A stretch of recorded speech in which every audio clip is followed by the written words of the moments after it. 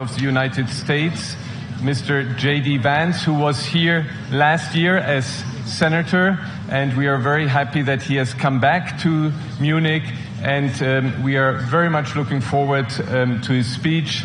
Please welcome Vice President JD Vance.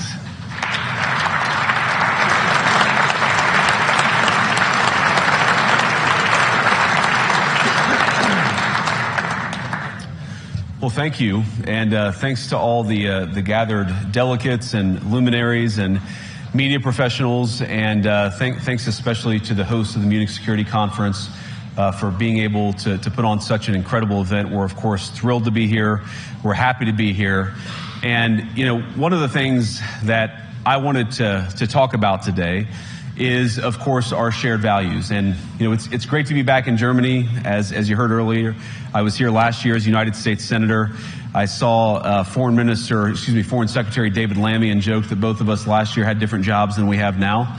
But now it's time for all of our countries, for all of us who have been fortunate enough to be given political power by our respective peoples, to use it wisely to improve their lives. And I want to say that, you know, I was fortunate in my time here to spend some time outside the walls of this conference over the last 24 hours.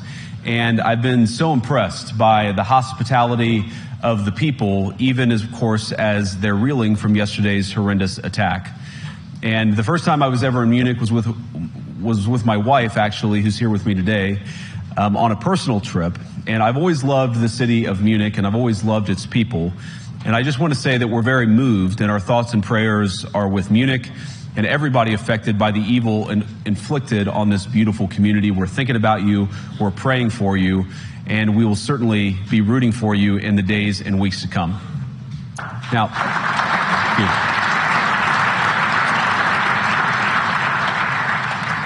I hope that's not the last bit of applause that I get, but we gather at this conference, of course, to discuss security, and normally we mean threats to our external security. I see many great military leaders gathered here today. But while the Trump administration is very concerned with European security and believes that we can come to a reasonable settlement between Russia and Ukraine, and we also believe that it's important in the coming years for Europe to step up in a big way to provide for its own defense, the threat that I worry the most about vis-a-vis Europe is not Russia, it's not China, it's not any other external actor. And what I worry about is the threat from within, the retreat of Europe from some of its most fundamental values, values shared with the United States of America. Now, I was struck that a former European commissioner went on television recently and sounded delighted that the Romanian government had just annulled an entire election. He warned that if things don't go to plan, the very same thing could happen in Germany too. Now, these cavalier statements are shocking to American ears. For years, we've been told that everything we fund and support is in the name of our shared democratic values. Everything from our Ukraine policy to digital censorship is billed as a defense of democracy. But when we see European courts canceling elections and senior officials threatening to cancel others, we ought to ask whether we're holding ourselves to an appropriately high standard. And I say ourselves because I fundamentally believe that we are on the same team. We must do more than talk about democratic values, we must live them. Now, within living memory of many of you in this room, the Cold War positioned defenders of democracy against much more tyrannical forces on this continent. And consider the side in that fight that censored dissidents, that closed churches, that canceled elections. Were they the good guys? Certainly not. And thank God they lost the Cold War. They lost because they neither valued nor respected all of the extraordinary blessings of liberty. The freedom to surprise, to make mistakes, to invent, to build. As it turns out, you can't mandate innovation or creativity, just as you can't force people what to think, what to feel, or what to believe. And we believe those things are certainly connected. And unfortunately, when I look at Europe today, it's sometimes not so clear what happened to some of the Cold War's winners. I look to Brussels, where EU commissars warn citizens that they intend to shut down social media during times of civil unrest the moment they spot what they've judged to be, quote, hateful content. Or to this very country, where police have carried out raids against citizens suspected of posting anti-feminist comments online as part of, quote, combating misogyny on the internet, a day of action. I look to Sweden, where 2 weeks ago the government convicted a Christian activist for participating in Koran burnings that resulted in his friend's murder. And as the judge in his case chillingly noted, Sweden's laws to supposedly protect free expression do not, in fact, grant, and I'm quoting, a free pass to do or say anything without risking offending the group that holds that belief. And perhaps most concerningly, I look to our very dear friends, the United Kingdom, where the backslide away from conscience rights has placed the basic liberties of religious Britons in particular in the crosshairs. A little over 2 years ago, the British government charged Adam Smith Connor, a 51-year-old physiotherapist and an Army veteran, with the heinous crime of standing 50 meters from an abortion clinic and silently praying for 3 minutes.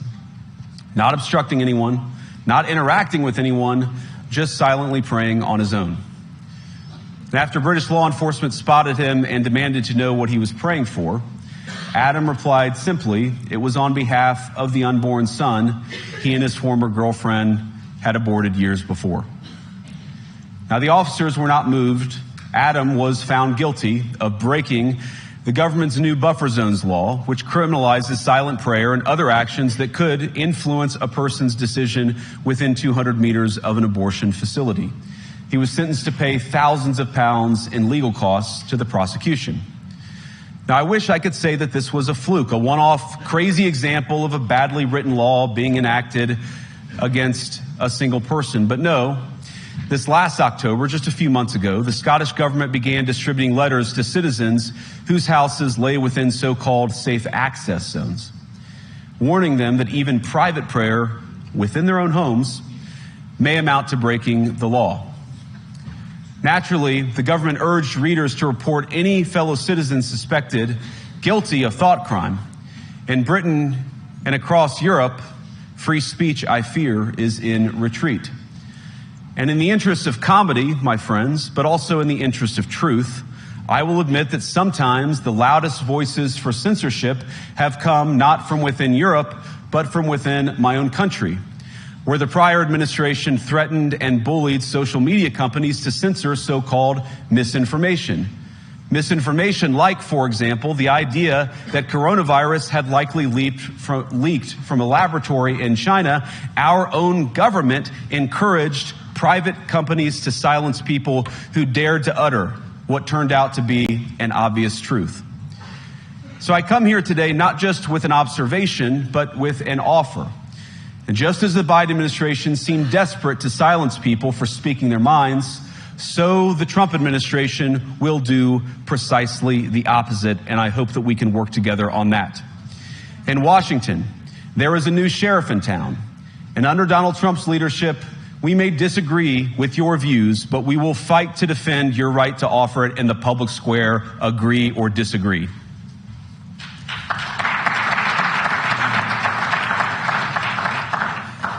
Now, we're at the point, of course, that the situation has gotten so bad that this December, Romania straight up canceled the results of a presidential election based on the flimsy suspicions of an intelligence agency and enormous pressure from its continental neighbors. Now, as I understand it, the argument was that Russian disinformation had infected the Romanian elections. But I'd ask my European friends to have some perspective. You can believe it's wrong for Russia to buy social media advertisements to influence your elections. We certainly do. You can condemn it on the world stage even. But if your democracy can be destroyed with a few $100,000 of digital advertising from a foreign country, then it wasn't very strong to begin with. Now, the good news is that I happen to think your democracies are substantially less brittle than many people apparently fear. And I really do believe that allowing our citizens to speak their mind will make them stronger still. Which, of course, brings us back to Munich, where the organizers of this very conference have banned lawmakers representing populist parties on both the left and the right from participating in these conversations. Now, again, we don't have to agree with everything or anything that people say. But when when political leaders represent an important constituency, it is incumbent upon us to at least participate in dialogue with them. Now, to many of us on the other side of the Atlantic, it looks more and more like old entrenched interests hiding behind ugly Soviet-era words like misinformation and disinformation, who simply don't like the idea that somebody with an alternative viewpoint might express a different opinion or, God forbid, vote a different way or, even worse, win an election. Now, this is a security conference, and I'm sure you all came here prepared to talk about how exactly you intend to increase defense spending over the next few years in line with some new target. And that's great, because as President Trump has made abundantly clear, he believes that our European friends must play a bigger role in the future of this continent. We don't think, you hear this term, burden sharing, but we think it's an important part of being in a shared alliance together that the Europeans step up while America focuses on areas of the world that are in great danger. But let me also ask you, how will you even begin to think through the kinds of budgeting questions if we don't know what it is that we're defending in the first place? I've heard a lot already in my conversations, and I've had many, many great conversations with many people gathered here in this room. I've heard a lot about what you need to defend yourselves from, and of course that's important. But what has seemed a little bit less clear to me, and certainly I think to many of the citizens of Europe, is what exactly it is that you're defending yourselves for. What is the positive vision that animates this shared security compact that we all believe is so important? And I believe deeply that there is no security if you are afraid of the voices, the opinions, and the conscience that guide your very own people. Europe faces many challenges, but the crisis this continent faces right now, the crisis I believe we all face together, is one of our own making. If you're running in fear of your own voters, there is nothing America can do for you. Nor, for that matter, is there anything that you can do for the American people who elected me and elected President Trump. You need democratic mandates to accomplish anything of value in the coming years. Have we learned nothing that thin mandates produce unstable results? But there is so much of value that can be accomplished with the kind of democratic mandate that I think will come from being more responsive to the voices of your citizens. If you're going to enjoy competitive economies, if you're going to enjoy affordable energy and secure supply chains, then you need mandates to govern, because you have to make difficult choices to enjoy all of these things. And of course, we know that very well in America. You cannot win a democratic mandate by censoring your opponents or putting them in jail, whether that's the leader of the opposition, a humble Christian praying in her own home, or a journalist trying to report the news. Nor can you win one by disregarding your basic electorate on questions like who gets to be a part of our shared society. And of all the pressing challenges that the nations represented here face, I believe there is nothing more urgent than mass migration. Today, almost 1 in 5 people living in this country moved here from abroad. That is, of course, an all-time high. It's a similar number, by the way, in the United States, also an all-time high. The number of immigrants who entered the EU from non-EU countries doubled between 2021 and 2022 alone, and of course it's gotten much higher since. And we know this situation, it didn't materialize in a vacuum. It's the result of a series of conscious decisions made by politicians all over the continent and others across the world over the span of a decade.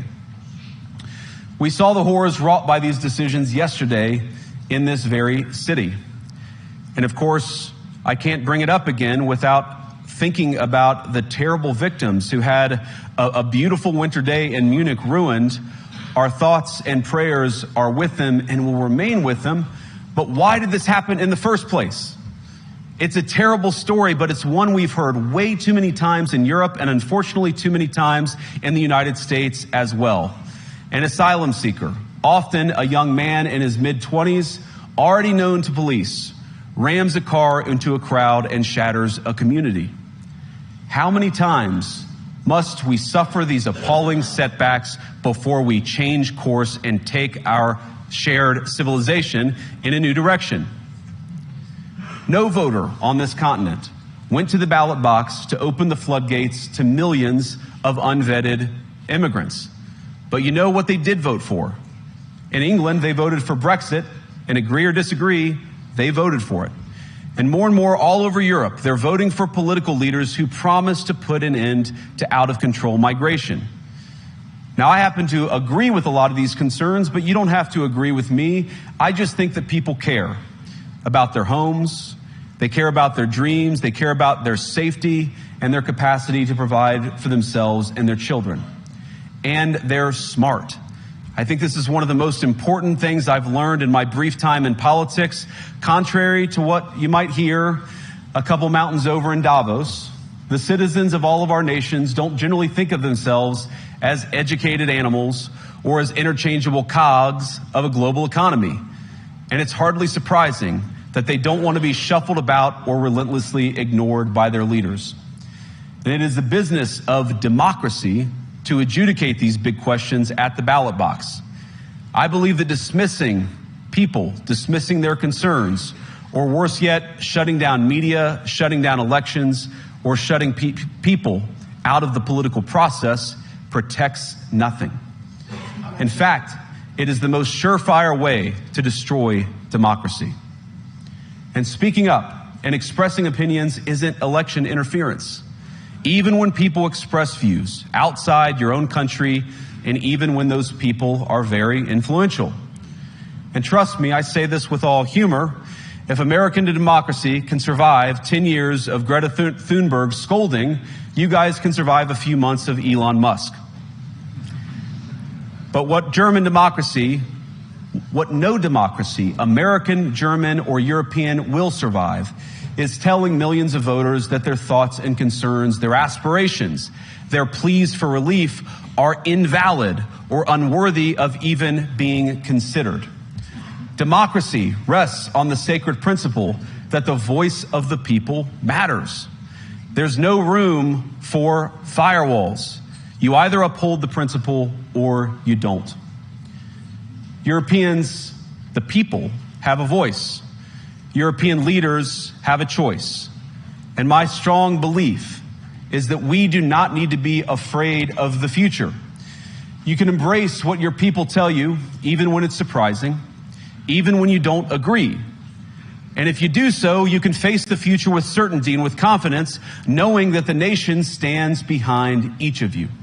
And that, to me, is the great magic of democracy. It's not in these stone buildings or beautiful hotels. It's not even in the great institutions that we have built together as a shared society.